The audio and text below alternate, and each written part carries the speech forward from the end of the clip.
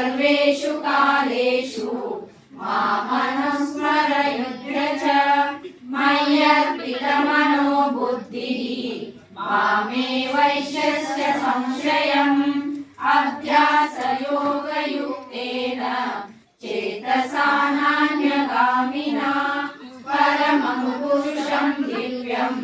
याति पार्थानुचिन्तयन् कविं पुराणमनुशासितारम् मनोरणीयासमनुस्मरेद्यः सर्वस्य दातारमचिन्त्यरूपम् आदित्यवर्णं तमसः परस्तात् प्रयाणकाले मनसाचलेन भक्त्या युक्तो योगबलेन चैव भ्रुवो मध्ये प्राणमावेश सम्यक् सतं परं पुरुषमुपैति दिव्यम् यदक्षरं वेदविदो वदन्ति विशन्ति यद्यतयो वीतरागाः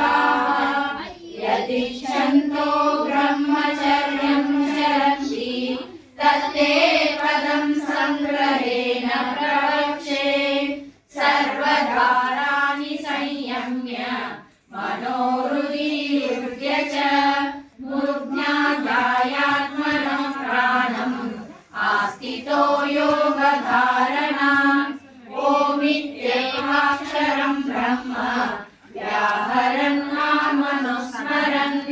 यः प्रयाति त्यजत्येहं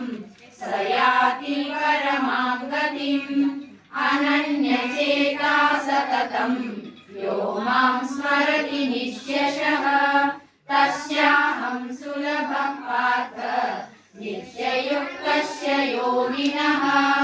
मामुपेत्य पुनर्जन्म दुःखालयमशाश्वतम् नाप्नुवन्ति महात्मानः